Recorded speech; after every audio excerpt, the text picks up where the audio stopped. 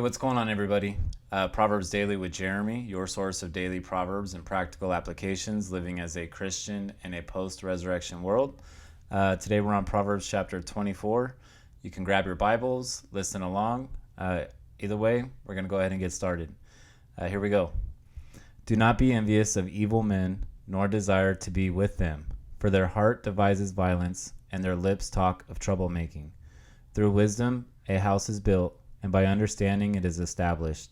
By knowledge the rooms are filled with all precious and pleasant riches. A wise man is strong, yes, a man of knowledge increases strength. For by wise counsel you will wage your own war, and in a multitude of counselors there is safety. Wisdom is too lofty for a fool, he does not open his mouth in the gate. He who plots to do evil will be called a schemer. The devising of foolishness is sin, and the scoffer is an abomination to men.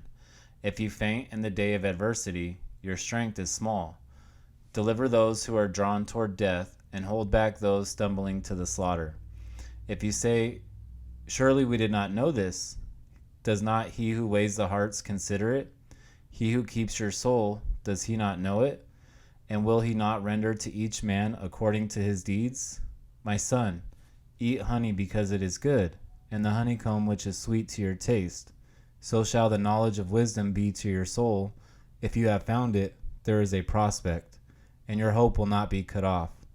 Do not lie in wait, O wicked man, against the dwelling of the righteous. Do not plunder his resting place.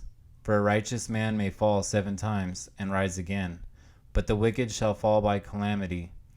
Do not rejoice when your enemy falls, and do not let your heart be glad when he stumbles, lest the Lord see it, and it displeases him, and he turn away his wrath from him.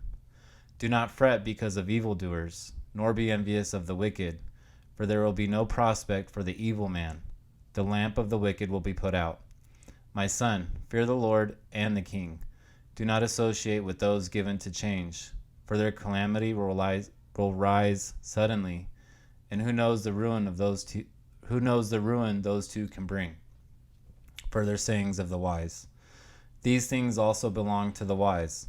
It is not good to show partiality in judgment. He who says to the wicked, you are righteous, him the people will curse. Nations will abhor him. But those who rebuke the wicked will have delight, and a good blessing will come upon them. He who gives a right answer kisses the lips. Prepare your outside work. Make it fit for yourself in the field, and afterward build your house. Do not be a witness against your neighbor without cause, for would you deceive with your lips? Do not say, I will do to him just as he has done to me. I will render to the man according to his work. I went by the field of the lazy man, and by the vineyard of the man devoid of understanding. And there it was, all overgrown with thorns. Its surface was covered with nettles. Its stone wall was broken down. When I saw it, I considered it well. I looked on it and received instruction. A little sleep, a little slumber, a little folding of the hands to rest, so shall your poverty come like a prowler, and your need like an armed man. All right, that's Proverbs chapter 24. I've got a few verses underlined, but I'm only gonna go over 3. So verses 17 and 18. Do not rejoice when your enemy falls, and do not let your heart be glad when he stumbles, lest the Lord see it and it displease him, and he turn away his wrath from him. How often do we look at somebody that we consider an enemy, or somebody that maybe stuck in their sin, or maybe experiencing calamity in life or trouble in life, and laugh at them?